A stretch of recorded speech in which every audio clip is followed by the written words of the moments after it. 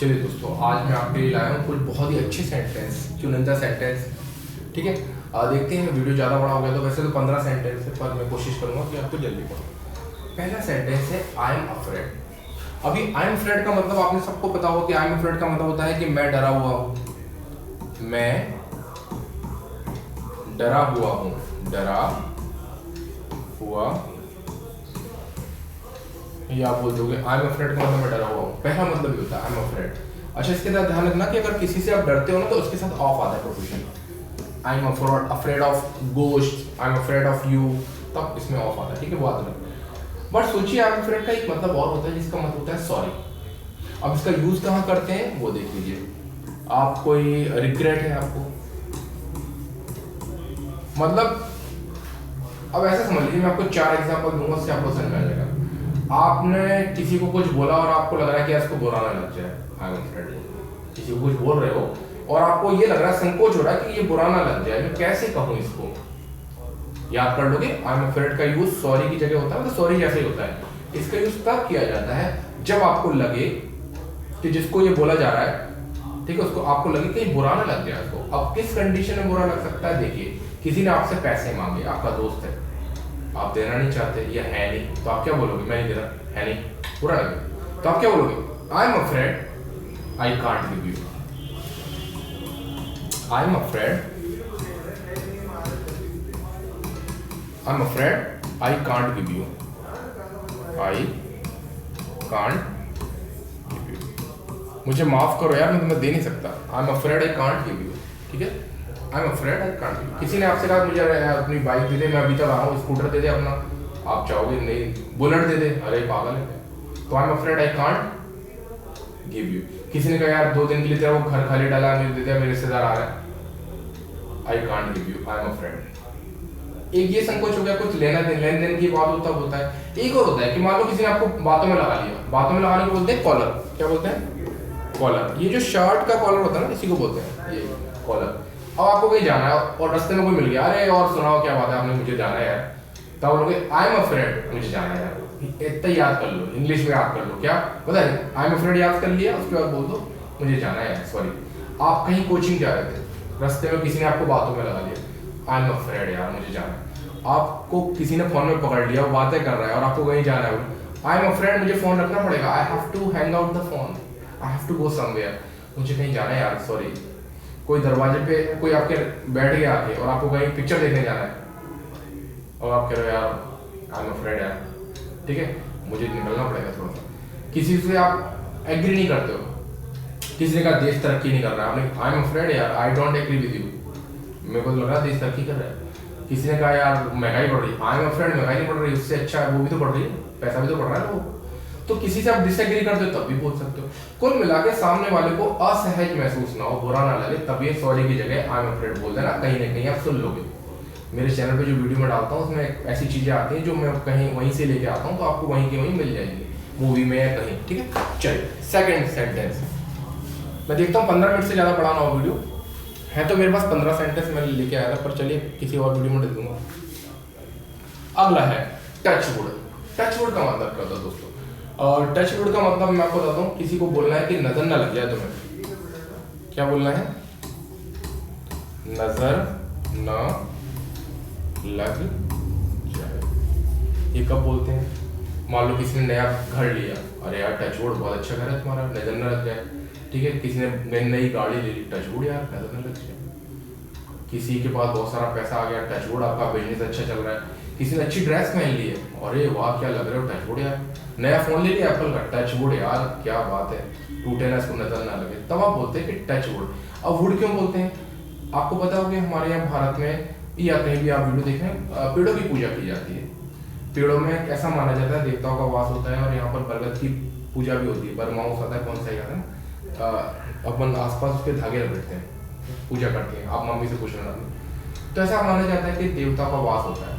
तो अगर आपको किसी को टच वुड बोलना है तो मैं आपको एक बढ़िया तरीका बताता हूँ कैसे बोलना है, इसको सामने वाले को लगेगा कि वाह यार इसने सही प्रार्थना कर दी। कैसे, देखो, पहले कोई लकड़ी की चीज ढूंढनी है, चाहे कुर्सी हो, मेज हो, कुछ भी हो, आपने ढूंढ ली।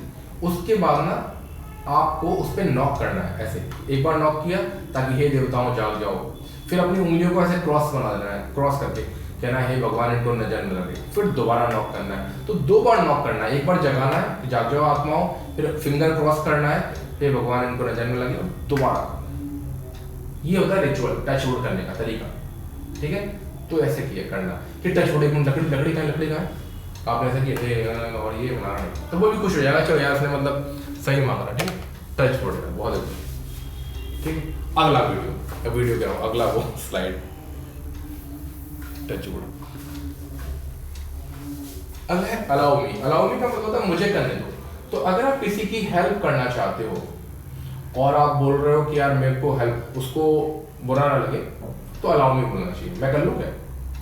आपकी मम्मी ढक्कन खोल रही है डब्बे का, मम्मी अलाउ मी, मैं कर देता हूँ अलाउ मी। आपकी सिस्टर बाहर जा रही है, कोई आपने देखा कि कोई रोड पर एक लड़की है जो किक मार रही है पर स्टार्ट नहीं हो रही उससे, अलाउ मी, मैं कर दूँ। तो आप हेल्प करना चाहते हो किसी की पर परमिशन भी लेना चाहते हो तो अलाउ मी, मुझे करने दो, अलाउ मी, ठीक है। जैसे कोई बुजुर्ग व्यक्ति है उसका स्वेटर नहीं उतर रहा, अलाउ मी, मुझे करने दो। तो किसी की किसी भी चीज में आप हेल्प करना चाहते हो और कह रहे हो भैया मैं हेल्प करने के लिए तैयार हूँ, पर आप परमिशन भी लेना चाहते हो पोलाइटली, तो बोलते ना allow me, let me do it, मुझे करने दो, अलाउ मी, ठीक है। जैसे कोई आपके रिश्तेदार आ गए बैग लेके, तब अरे अलाउ मी, मुझे दे दो, मैं ये बोला जाता है अलाउ मी, सुन लेना कहीं नहीं। अगला आफ्टर यू। आफ्टर यू का मतलब होता है पहले आप। आफ्टर यू का क्या मतलब होता है? पहले आप। अब ये कहाँ यूज करते हैं अपन लोग? जब अपन किसी से बोलते हैं भैया पहले आप, कैसे? ऐसा माना जाता है कि जैसे लेडी वगैरह होती है उनकी इज्जत आप जानते हो बहुत की जाती है कि अमिताभ बच्चन भी जो कौन बनेगा करोड़पति शो में आता है तो लेडी के लिए जो कोई लेडी आती है तो चेयर खींचता है, पर कोई जेंट्स आते हैं उनके लिए नहीं। तो आप मान लो किसी रेस्टोरेंट में गए, होटल वगैरह पे जाते हो तो गेट खुलना चाहिए।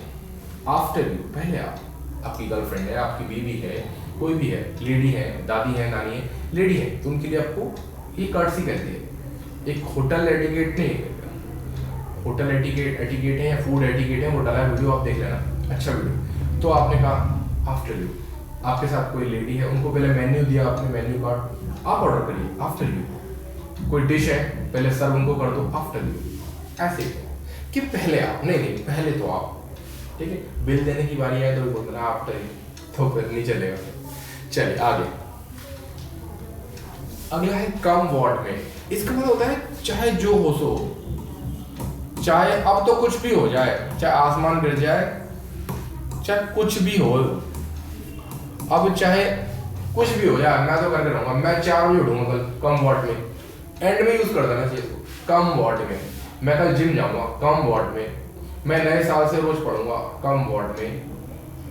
और देखना इतने पैसे कमाऊंगा, कम वॉट में। चाहे जो भी हो जाए, धरती आसमान एक कर दूंगा, मतलब कम वॉट में, ठीक है। अब जो हो सो हो, कम वॉट में, ठीक है। चाहे कुछ भी हो जाए, ठीक है। जैसे कि I will get up early, come what में, कम वॉट में। चाहे कुछ भी हो जाए, आप तो सुबह उठूंगा, ठीक है। चलो आगे चलें। कम वॉट में। अगला आपका आ गया मैनी हैप्पी। कई लोग बर्थडे में शायद, जैसे आप लोगों को तो पता ही रहता है, पर जैसे थोड़े दूर दराज इलाके में रहते हैं तो वो बोल भी नहीं पाते, मतलब आपको लगेगा कि मैनी मतलब फिर वो बेचारे ऐसे ही रह जाते हैं कि चलो जन्मदिन की हार्दिक बधाई, क्योंकि बोल नहीं पाते। आपको लगेगा अजीब, ऐसा कैसे हो सकता है, बोल नहीं पाते, देखा है। तो many happy returns of the day. अब ये आप देखोगे ना कि अपने यहाँ पर रिटर्न्स क्यों बोल रहे हैं। रिटर्न्स का मतलब एस लगाया रिटर्न्स में, है ना। कोई चीज रिटर्न होगी इसमें एस लगा रहे हैं, इसका मतलब वो दिन बार बार आए। ये जो रिटर्न हो, ये जो सेलिब्रेशन अपन कर रहे हैं, जो आप बर्थडे मना रहे हो, ऐसा नहीं कर सारे टपक जाओ, आप मनाओ, तो इसको बोलते हैं रिटर्न्स, इसलिए एस लगाते हैं। तो कई लोग उसको many happy return of the day, returns of the day, many happy returns of the day. नहीं तो विश यू हैप्पी बर्थडे का एक फेंक के मार सकते हैं। नहीं तो ये होता है मैनी हैप्पी रिटर्न्स तो वो कर भी होता है, अपने जगह टैक्स वगैरह रिटर्न्स भरते हैं ना, तो रिटर्न्स में एस क्यों लगा रहे हैं कि ये दिन बार बार आए, बार दिन ये आए, तो रिटर्न्स है मैनी। और आप चाहो तो मैनी एक हटा देना, many happy returns of the day, 2 many हटा रहने दो, एक ही बोल दो बहुत है। Many happy returns of the day. अब अपना अपना बोला many many many happy returns of the day, चलिए आप क्या करें आप, ठीक है। चलिए आगे अगला है सेम पिंच। सेम पिंच का मतलब होता है शेयर्ड फीलिंग। इसका मतलब होता है शेयर्ड फीलिंग। शेयर्ड फीलिंग का मतलब क्या होता है, जो तुमको फील हो रहा है ना वो मुझे भी फील हो रहा है। आपकी मम्मी बोली आप तो पकौड़े खाने का मन हो रहा है, फिर पिताजी बोले सेम पिंच, आप बोले सेम पिंच, आज तो पिज्जा ऑर्डर करें, same pinch same pinch same pinch, मुझे भी लग रहा है ऑर्डर करें। आज तो समोसे खाने की इच्छा हो रही, same pinch same pinch same pinch. आज कहीं बाहर चले पिक्चर देखने, अरे अरे सेम पिंच नेकी और पूछ मेरी भी यही इच्छा हो रही है। तो अगर आप किसी से इत्तेफाक करते हो, अच्छा तू भी यही सोच रहा था, मैं भी यही सोचा, same feeling, same pinch, same pinch. ये तो आपने सुना भी होगा पिक्चर वगैरह में, आजकल सब लोग OTT वगैरह देखते हैं तो सुना ही होगा। अगला है my mom wears the pants. ये बहुत अच्छा है, माई मॉम वेयर्स, इसको वियर नहीं बोलते, वेयर बोलते हैं, उच्चारण इसका ना वेयर आता है, ध्यान रखना। My mom wears the pants in my house, मेरी मम्मी पैंट पहनती है घर में। इसका मतलब होता है किसी की चलना घर में। अगर आपकी नानी की चलती है घर में तो आप बोलते ना कि my grandmother wears the pants, पतलून घर में पहनना मतलब किसी की चलना। आप बोलोगे मेरे पापा की चलती है तो आप बोलते हो कि my father wears the pants in my house। अगर आपकी दादी की चलती है my दादी wears the pants in my house। अगर आपके भाई की चलती है घर में तो my brother wears the pants, इसको wear बोलते हैं, ध्यान रखना, wears the pants in my house, है ना। एक पिक्चर इतनी मस्ती पिक्चर में यूज करता है, कहता है कि हम इन महिलाओं को बताते हैं कि घर में पतलून हम ही पहनते हैं। मस्ती पिक्चर पहला पार्ट, ठीक। चलिए अगला, इस तरह के सेंटेंस आते हैं, पैंट्स लिखना, पैंट मत लिखना अकेला। अच्छा आप चाहो ना उसमें पैंट ना लगा के ना उसमें ट्राउजर्स भी लगा सकते हो, पैंट्स की जगह ना ट्राउजर्स भी लगा सकते हो। My mom wears the trousers, pants की जगह आप ट्राउजर्स भी बोल सकते हो। अगला पार्डन माई फ्रेंच, ये लड़कों के लिए अच्छा है। अक्सर जो गाली निकल जाती है ना मुझसे, आप बोल देना चाहिए आपने गाली दी किसी को या मुंह से निकल गई, अरे सॉरी पार्डन माई फ्रेंच, ये तो याद ही कर ली, कहानी लंबी इसकी। तो पार्डन माई फ्रेंच, मुंह से गाली निकल जाए, अपशब्द निकल जाए, पार्डन माई फ्रेंच, तो ना आपको पता नहीं एक्सक्यूज मी क्या बोलोगे, गाली निकल गई तो सॉरी यार पार्डन माई फ्रेंच, ठीक है, याद कर लो इसको, पार्डन माई फ्रेंच। इसकी लंबी कहानी मतलब बताना भी ठीक है, ठीक है। अगला है माई बैड। माई बैड का मतलब मेरी गलती हो गया, सॉरी माई मिस्टेक बोलते ना उधर, माई मिस्टेक, माई बैड। क्या बोलोगे, माई मिस्टेक की जगह माई बैड, सॉरी यार माई बैड, मेरी गलती हो गई, तो आप बोलते ना माई मिस्टेक, उसकी जगह माई बैड बोलो। इसमें तो कुछ बताने लायक है नहीं।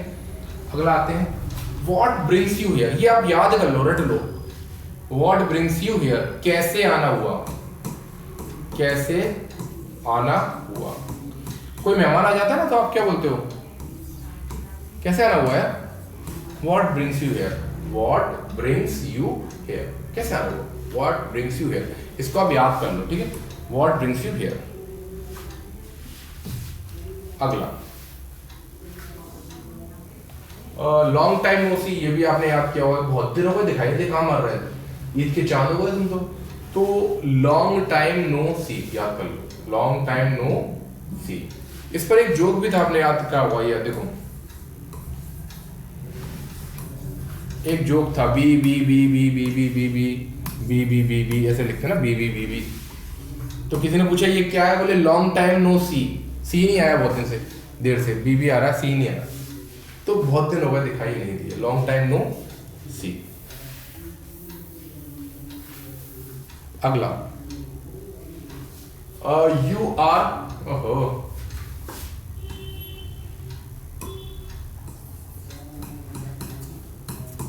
यू आर इनकॉरिजिबल, याद कर लेना, तुम्हारा कुछ नहीं सकता, तुम ना, तो यू आर इनकॉरिजिबल, आप नहीं बोलते तुम्हारा कुछ भी नहीं सकता, तुम यू आर इम्पॉसिबल, तुम ना, तुम तो तुम्हारा तो कुछ हो ही नहीं सकता, तो यू आर इनकॉरिजिबल, तुम सुधर नहीं सकते कभी, तुम कभी सुधर नहीं सकते, सुधर नहीं सकते, तुम तो तुम ही रहोगे।